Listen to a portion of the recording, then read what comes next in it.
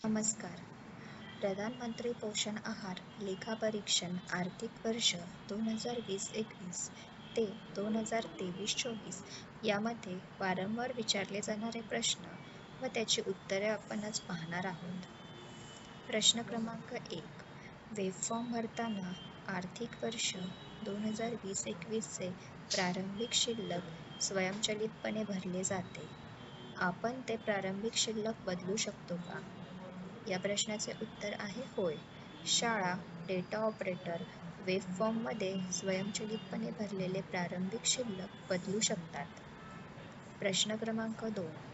उदाहरणार्थ, जर तांदूळ आर्थिक वर्ष 2020-21 साठी आर्थिक वर्ष 2022-23 मध्ये प्राप्त झाला असेल, तर तो तांदूळ हस्तपत्रकातील आणि वेब फॉर्ममधील तक्ता क्रमांक 11 मध्ये आर्थिक वर्ष 2020-21 मध्ये नोंदवायचा आहे का आर्थिक वर्ष 2022-23 मध्ये? या प्रश्नाचे उत्तर आहे जर तांदूळ आर्थिक वर्ष 2020-21 साठी आर्थिक वर्ष 2022-23 मध्ये प्राप्त झाला असेल, तर तो हस्तपुस्तिकेत आणि वेब फॉर्ममध्ये तक्ता क्रमांक 11 मधील आर्थिक वर्ष 2022-23 च्या स्तंभातच नोंदवावा. प्रश्न क्रमांक 3. अनुदान शासन खाती जमा करण्याच्या तक्ता क्रमांक 17 मध्ये आर ने सुरू होणारा प्राप्ती कोड नोंदवायचा आहे का ई ने सुरू होणारा देयक कोड? या प्रश्नाचे उत्तर आहे अनुदान शासन खाती भरणा केल्याबाबत तक्ता क्रमांक 17 मध्ये आर ने सुरू होणारा प्राप्ती कोड नोंदवायचा आहे.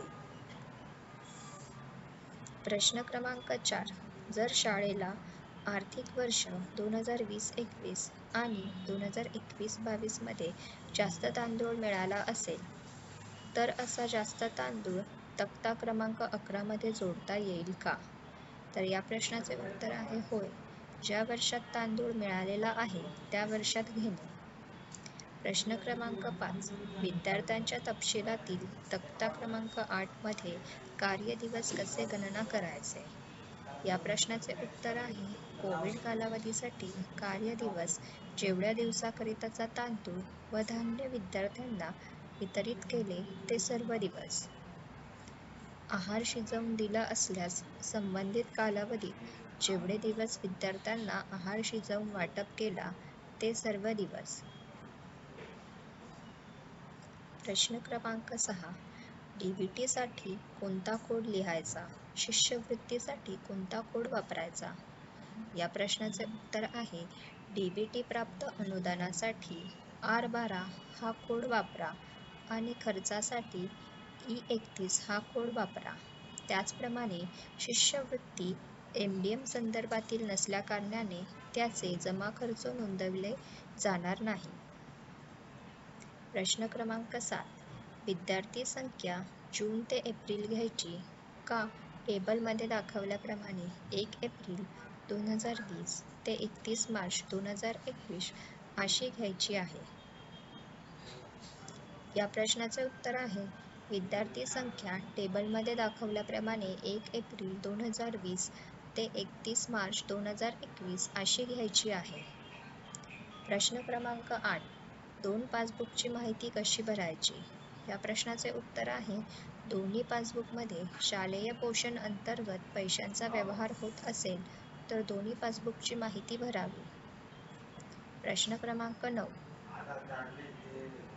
लॉकडाऊन काळातील कोरोना कालावधीतील माहिती कशी भरायची? टेबल नंबर 8 मध्ये योजनेस पात्र असलेल्या विद्यार्थ्यांची संख्या भरताना ज्या महिन्यात जास्तीत जास्त पटसंख्या असेल ती गृहीत करावी. कोरोना काळात हेल्थ चेकअप झाले असेल तर माहिती भरा. कोरोना काळात तांदूळ वाटप करण्यासाठी आलेला तांदूळ किती कालावधीसाठी आला तेवढे दिवस वर्षातील कामकाजाचे दिवस गृहीत करा. कोरोना कालावधीत ताटांची संख्या निश्चित करताना जेवढ्या विद्यार्थ्यांना तांदूळ व धान्यादी मालाचे वाटप केले ती विद्यार्थी संख्या गुणिले किती दिवसाचे धान्य वाटप केले त्याची एकूण त्या ठिकाणी नमूद करावी. उदाहरणार्थ समजा एकूण विद्यार्थ्यांची संख्या 25 आहे आणि धान्य वाटप दिवस 150 असेल तर त्या ठिकाणी 25 गुणिले 150 म्हणजेच 3750 ही संख्या नमूद करावी. टेबल नंबर 11 मध्ये जर शाळेस केंद्रीकृत स्वयंपाकघर सुविधा असेल तर वर्ष 2020-21 मध्ये कोविडमुळे फक्त एका महिन्यासाठी शिजवलेले अन्न पुरवले गेले होते, म्हणून त्या महिन्याची मात्रा केंद्रीकृत स्वयंपाकघर कॉलममध्ये भरणे आवश्यक आहे.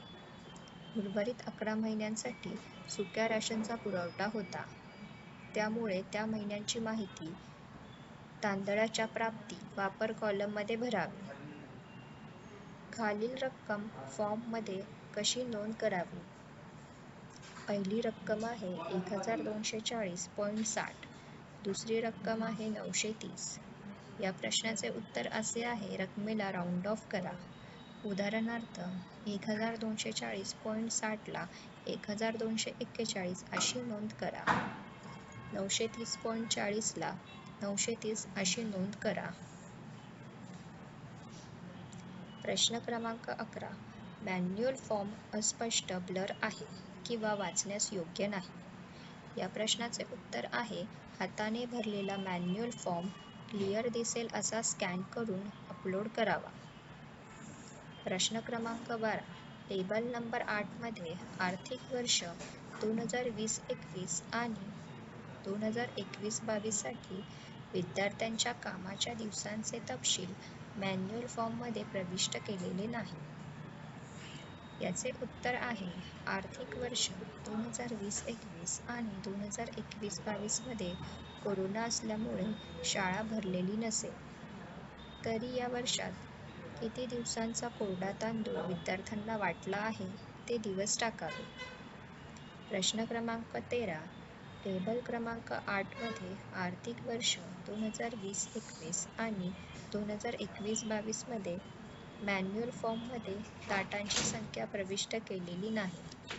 या प्रश्नाचे उत्तर आहे, कोरोना काळातील ताटांची संख्या निश्चित करताना जेवढ्या विद्यार्थ्यांना तांदूळ व धान्यादी मालाचे वाटप केले ती विद्यार्थी संख्या गुणिले किती दिवसाचे धान्य वाटप केले त्याची एकूण त्या ठिकाणी नमूद करावी. उदाहरणार्थ समजा एकूण विद्यार्थ्यांची संख्या 25 आहे आणि धान्य वाटप दिवस 150 असेल तर त्या ठिकाणी 25 गुणिले 150 म्हणजेच 3750 ही संख्या नमूद करावी. प्रश्न क्रमांक 14. मॅन्युअल फॉर्मच्या टेबल क्रमांक 18च्या घोषणापत्रावर UDISE क्रमांक दिसत नाही. या प्रश्नाचे उत्तर आहे, मॅन्युअल फॉर्मच्या घोषणापत्रावर मुख्याध्यापिकाचे नाव, शाळेचे नाव, UDISE क्रमांक, दिनांक तसेच मुख्याध्यापिकांची सही व शाळेचा शिक्का असणे आवश्यक आहे. प्रश्न क्रमांक 15. मॅन्युअल फॉर्ममध्ये टेबल क्रमांक 3 ते 6 मध्ये जमा आणि खर्चाचे कोड नमूद केलेले नाही. या प्रश्नाचे उत्तर आहे, मॅन्युअल फॉर्ममध्ये टेबल क्रमांक 3 ते 6 मध्ये जमा आणि खर्चाचे कोड ठळक स्वच्छ अक्षरात नमूद करणे अनिवार्य आहे. प्रश्न क्रमांक 16. मॅन्युअल फॉर्ममध्ये टेबल क्रमांक 3 ते 6 मध्ये रक्कम प्रविष्ट केलेली नाही. मॅन्युअल फॉर्ममध्ये टेबल क्रमांक 3 ते 6 मध्ये 4ही वर्षात रक्कम प्रविष्ट केलेली पाहिजे, जेणेकरून ऑडिट करतेवेळी व शाळा व्हेरिफाय करतेवेळी व्यवहार किती रकमेचा आहे हे लक्षात येईल. प्रश्न क्रमांक 17. टेबल नंबर 11 तांदूळ साठा विवरण मॅन्युअल फॉर्ममध्ये अखेरची शिल्लक निगेटिव्ह दिसत आहे. या प्रश्नाचे उत्तर आहे, आहार शिजवल्यास तांदूळची शिल्लक फार तर 0 होईल. ती निगेटिव्ह कशी जाईल? कृपया पुन्हा पडताळणी करावी. प्रश्न क्रमांक 18. प्राप्त अनुदान ताळमेळ टेबल नंबर 17 यामध्ये खर्च कोड प्रविष्ट केला आहे. या प्रश्नाचे उत्तर आहे, प्राप्त अनुदान ताळमेळ टेबल नंबर 17 मध्ये जमाचे कोड म्हणजे R ने सुरू होणारे कोड वापरावे. प्रश्न क्रमांक 19. मॅन्युअल फॉर्म पूर्णपणे भरलेला नसतो. या प्रश्नाचे उत्तर आहे, सर्व शाळांना सूचित करण्यात येते की आपला मॅन्युअल फॉर्म हा टेबल नंबर 1 ते टेबल नंबर 18 पर्यंत असून त्यात मागवलेली सर्व माहिती भरल्याशिवाय कोणत्याही शाळेने तो अपूर्ण फॉर्म अपलोड करू नये. प्रश्न क्रमांक 20. मॅन्युअल फॉर्ममध्ये घोषणापत्र टेबल नंबर 18 मध्ये स्वाक्षरी आणि शिक्का यांचा उल्लेख नाही. या प्रश्नाचे उत्तर आहे, मॅन्युअल फॉर्मच्या घोषणापत्रावर मुख्याध्यापिकाचे नाव, शाळेचे नाव, UDIC क्रमांक, दिनांक तसेच मुख्याध्यापिकांची सही व शाळेचा शिक्का असणे आवश्यक आहे. प्रश्न क्रमांक 21. मॅन्युअल फॉर्ममध्ये टेबल क्रमांक 3 ते 6 मध्ये जमा व खर्च यांचा व्यवहार कोणत्या कालावधीचा आहे हे नमूद केले नाही. या प्रश्नाचे उत्तर आहे, मॅन्युअल फॉर्म टेबल क्रमांक 3 ते 6 मध्ये माहिती भरत असताना अनुक्रमांक, दिनांक, व्यवहाराचा प्रकार, व्यवहार कोणत्या कालावधीचा आहे आणि रक्कम या सर्व गोष्टी व्यवस्थित भरणे आवश्यक आहे. आशा आहे आपल्याला आपल्या प्रत्येक प्रश्नाचे उत्तर मिळालेले आहे. धन्यवाद.